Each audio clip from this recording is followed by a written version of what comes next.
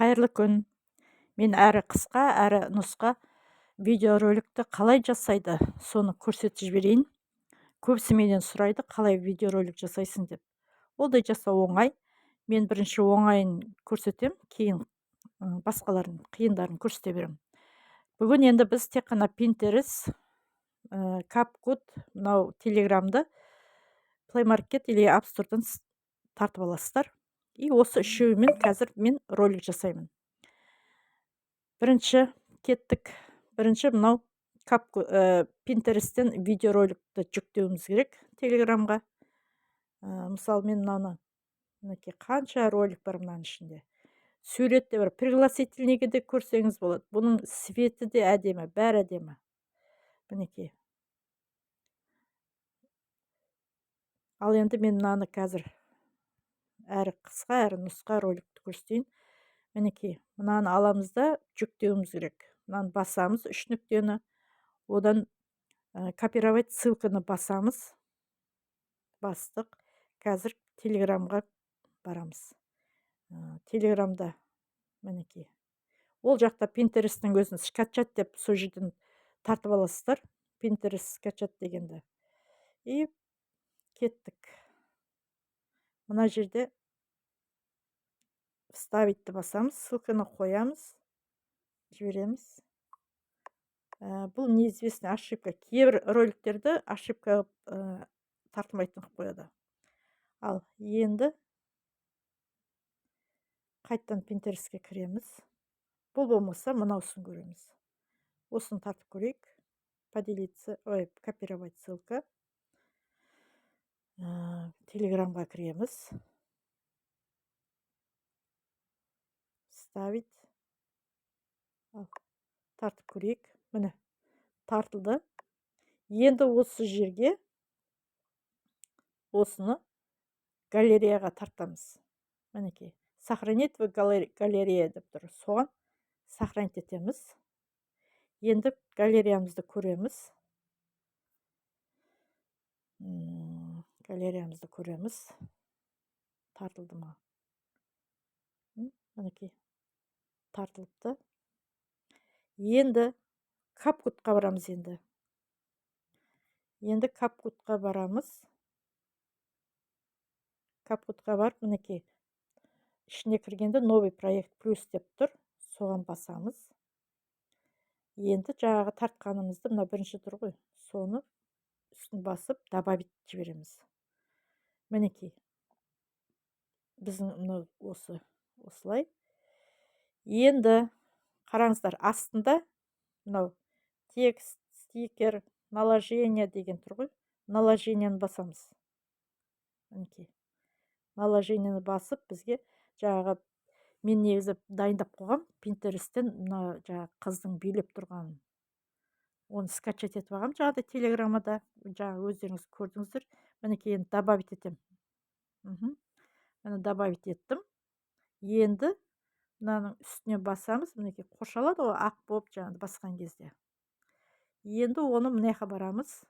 Мына жерде вырезка деген тұр. Соны адамның суреті тұр ғой. Соны басамыз. Хромакейді басамыз. Хромакейді бастық. Енді жоқ, хромакейді баспай-ақ біз былай істейік. Мына удалить фон дегенді басамыз, мінекей өзі удалить етіп кетті. Оның қасындағысы. Птичканы басамыз, дұрыс болды. Бізге осы болады. Енді мына қыздың үстінен жаңағыдай басып анимацияға кіреміз. Анимацияға кіреміз. Мінекей астында анимация қатарда тұр ғой.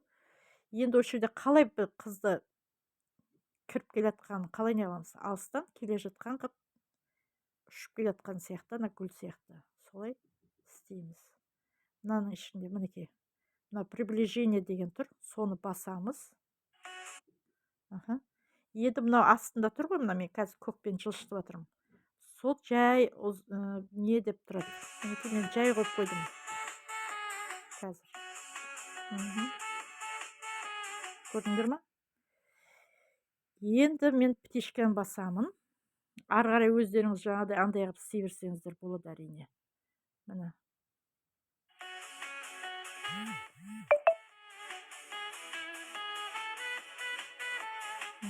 Енді бұған біз не істейміз?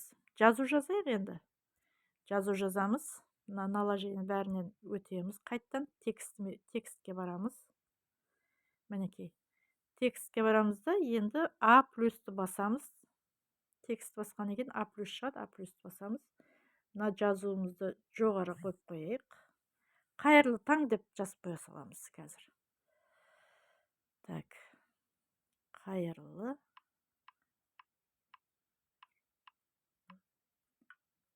таң. Леп белгі. Мінекей. Енді осы қайырлы таңды біз шрифт ауыстырамыз. Мынау мен алдында жүктеп қойғам, оны әлі тағы да сабағын үйретем. Мінекей. Наложениеде мен алдында наложение деп шрифтті көшіргем капкутқа. Соны кейін көрсетем. Енді мінекей қандай жазу болып шықты. Мінекей. Бұдан әртүрлісі де болады, мен қазірше тартып қойғаным.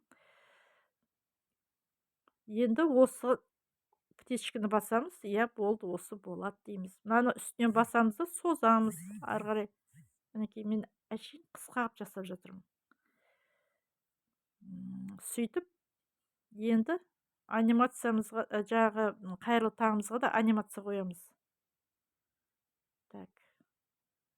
Үстінен басамыз жазудың. Астында қазір шығады анимациясы. Мінекей. Анимация. И осы қалай шықса жазу. Оны мен мынаның ішінде әртүрлісі тұр, мінекей. Қалай шыққан жақсы деп көрсетіп тұр өзі.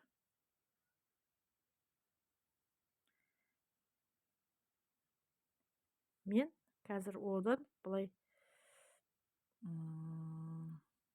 қазір ең соңындағы былай жазылатын. И оны мен жай жазылу үшін мына көкті көрдіңіздер ма? Көкті. Сол жай жазылған үшін қысып қоямын. Енді птичканы басамыз. Мынау қайырлы таң жанында тұр ғой. Анимацияның төбесінде птичканы басамыз. Так, енді мінекей. Басынан бастап жөндеп көрейік.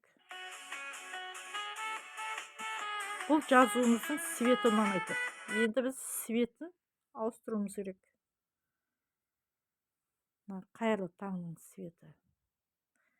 Енді оны үстінен бассақ, қайттан бәріндегі жазуларымыз қалай жасаймыз, қайттан жасаймыз деген шығып тұр. Енді оның эффект стилі бар. Шрифт, стиль, эффекті баса саламыз. Эффекті де әртүрлі светтер шығады өзі. Мінекей. Мен бір фиолетовый свет соған тура келеді деп жатырмын. Мінекей. Осыны кете береді. Ішінен таңдай берсеңіздер болады. Енді мен қазір тез көрсетіп жіберіп жатырмын ғой. Енді птичканы басамыз. Ал енді жазуымызды жібереміз. Қайттан. Мінекей. Оны өздеріңіз шұқылап, ары қарай. Главный қалай қояды, қалай тартады. Мінекей, соны біле берсеңдер болады. Просто мына капкутты үстінен мынаны бүйтіп не ала саламыз. Удалить ете саламыз. Корзинаға. Концовкасын. Мынаны мен бүйтіп қысқартып, мынаяқтан бітеді ғой негізі. Сонымен мынау капкут деген жазу шықпас үшін концовкасын артын басамыз. И мына мусорный ящикке басып қалсақ, өзі жоқ болып кетеді. Так. Енді басынан мінекей.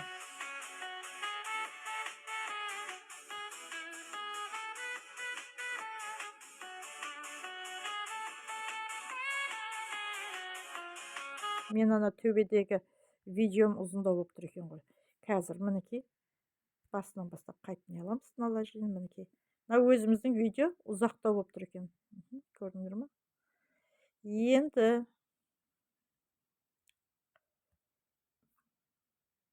текстті басамыз. Және де мына төбесіндегі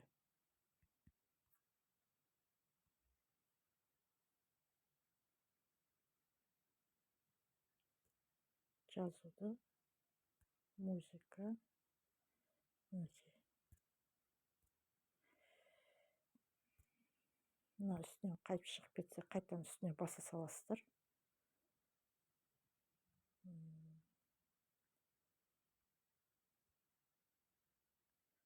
Анимация жаңағы астындағы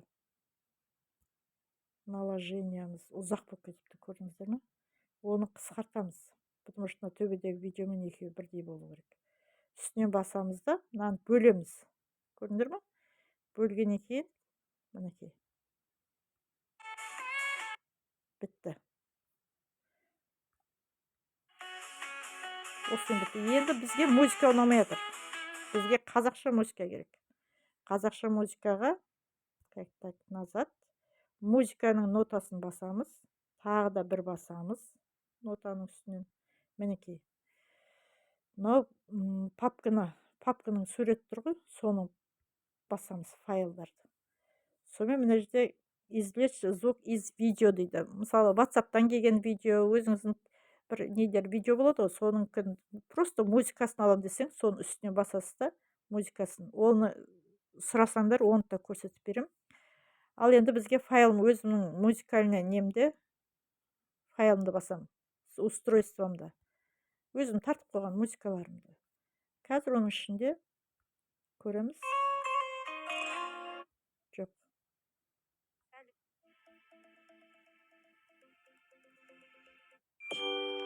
Жоқ.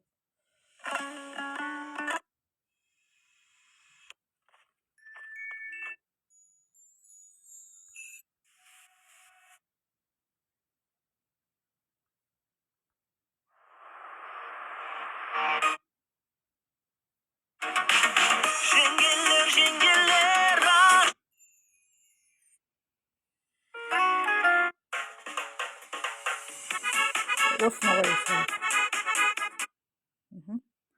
Ал енді музыканы бас жағын негізі маған ұзақтау үндемейді екен, оны мен бүйтіп қысқарта саламын да, төбесін тартсам болды. И алға қарай жылжытамын. Үстінен бастып жылжыта бересіздер, кәдімгі терезені сүрткен сияқты тартып. Мынаның дауысын өшіреміз, бұрынғы дауысты. Мына төбесінде выключить звук клипа деген бар, соны бүйтіп басамыз. Сонда бұрынғы дауыс шықпайды.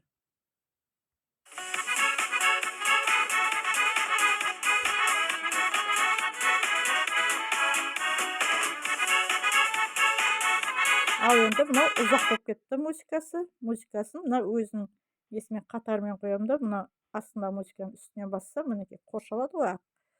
Соны бөлеміз, астында разделить дегенді бассақ, бөлініп қалды. Енді соны тура қоршалып тұр, маған ол керек емес. Егер де алдындағысы керек болмаса, соны үстінен бассақ, мына жаға ағарады. Сонымен мына соңғы концовкасы өшіреміз, картинаны бассақ өшеді. Болды. Бізді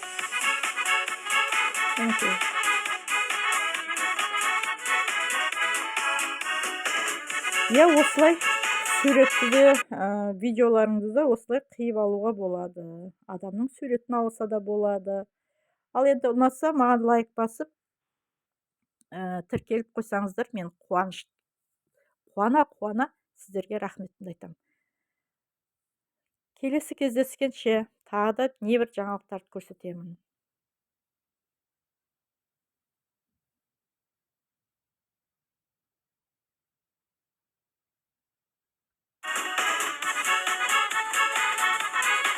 Болды.